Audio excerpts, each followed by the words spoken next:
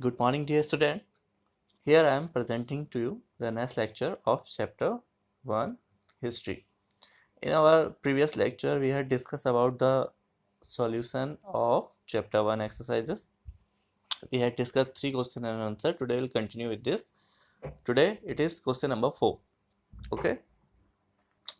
Now the question number 4 is draw up a list of democratic rights we enjoy today whose origin could be traced the to the French revolution. यानी हमें एक list बनानी है ऐसे अधिकारों की जो कि हमें फ्रांस के क्रांतिकारी आंदोलन से मिले हैं। Now the answer, the following fundamental rights given in the Indian constitution can be traced to the French revolution. Means जो भी हमारे फंडामेंटल राइट्स हैं, मूलभूत अधिकार हैं, उनमें से कुछ चीज़ें जो हमने फ्रांस से ली हैं वो निम्नलिखित हैं। द राइट टू इक्वलिटी यानी समानता का अधिकार, right to freedom of speech and expression यानी सभी को अपनी बात पहुंचाने का समान अधिकार, right to freedom from exploitation यानी शोषण के खिलाफ आवाज उठाने का अधिकार, the right to constitutional remedies और सभी को संवैधानिक जो भी हल हैं उन तक पहुंचने का अधिकार है। Okay, these 4 fundamental rights we have taken from French Revolution. Question number 5. Would you agree with the view that the message of universal right was beset with contradiction? Explain. क्या आप भी एग्री करते हैं कि ये जो यूनिवर्सल राइट्स का message है इनमें आपस में कॉन्ट्राडिक्शन यानी विरोधाभास है? कैसे इनको एक्सप्लेन करना है? Answer, the major contradiction in the message of universal right as per the French Constitution of 1791 was the total ignorance of women. Means जो सबसे बड़ा विरोधाभास 1791 के फ्रेंच कॉन्स्टिट्यूशन में था वो वुमेन्स का पूरी तरह से इग्नोरेंस था। उसमें महिलाओं को ज़्यादा स्वतंत्रता और समानता के अधिकार नहीं दिए गए थे। All rights were given to men. ज़्यादातर अधिकार सिर्फ आदमियों को ही दिए गए थे। Apart from that the presence of huge number of people as passive citizen. इसके साथ साथ बहुत सारे ऐसे लोग थे जिन्हें पैसिव सिटीजन्स कहा गए, उनको भी ज़्यादा अधिकार नहीं दिए गए थे।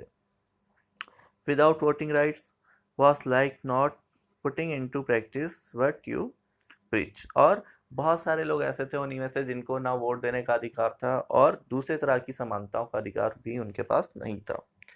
In other words, it can be said that although the Declaration of Universal Right was a good starting point, but it left much to be desired. हाँ, तो अंत में हम यही कह सकते हैं कि जो यूनिवर्सल राइट का फ्रेंच रिवॉल्यूशन में एक महत्वपूर्ण कदम उठाया था उसमें कई चीज़ें अच्छी थी, लेकिन उसके बाद भी कई चीज़ों को उसमें छोड़ दिया गया था जिस पे काम करना जरूरी था। Okay, now the last question is question number 6. How would you explain the rise of Napoleon? आप नेपोलियन के शासनकाल को किस तरह से देखते हैं, कैसे उसे समझाएंगे, ये हमें बताना है। Answer 6. After France become a republic in 1792, then the ruler Robespierre gave more privilege to the wealthier section of society.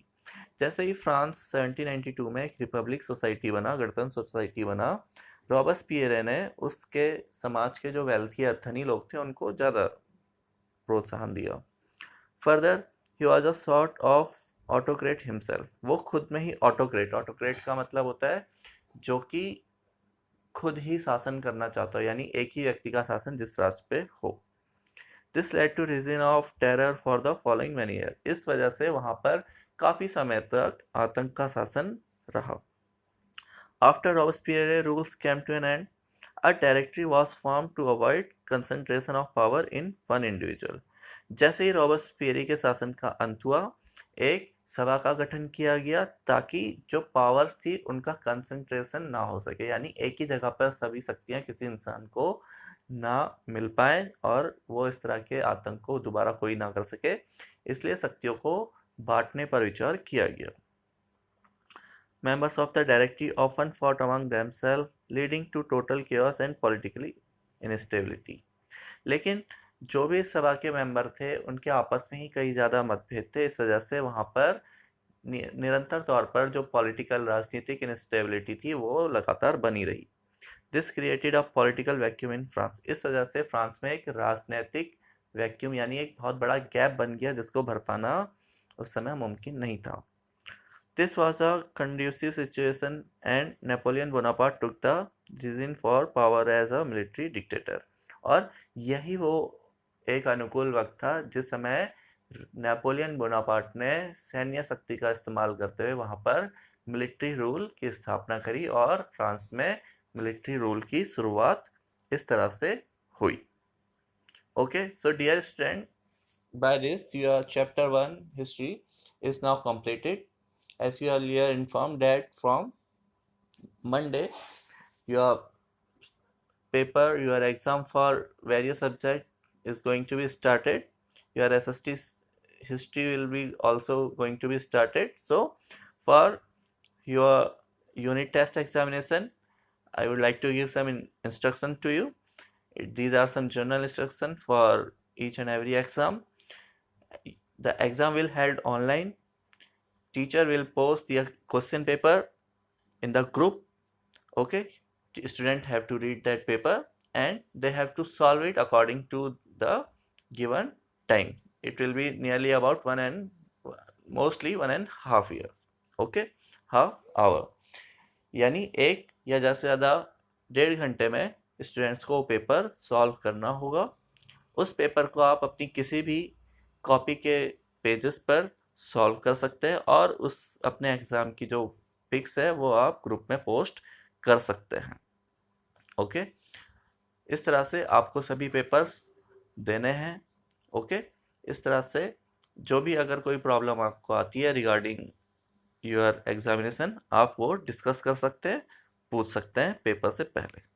Fine, these are some general instruction. आपको सिर्फ क्वेश्चन पेपर पढ़ना है, क्वेश्चन पेपर आपको मिलेगा, आपको क्वेश्चन पेपर पढ़ना है, उसे कॉपी पे सॉल्व करना है और उसकी पिक्स आपको ग्रुप में पोस्ट कर देनी है। ओके, ये आप पेपर मिलने के बाद नियरली अबाउट 12 to 1 PM तक आप इसे कर सकते हैं। ओके, अगर कुछ स्टूडेंट को ज़्यादा प्रॉब्लम है वो अपने टाइम के कंफर्ट के अकॉर्डिंग भी इसे पोस्ट कर सकते हैं। सपोज किसी के पास एक ही मोबाइल है और उनके फादर उसे ले जाते हैं, तो जब वो घर पे आए तो वो इस पेपर को आराम से करके पोस्ट कर सकते हैं।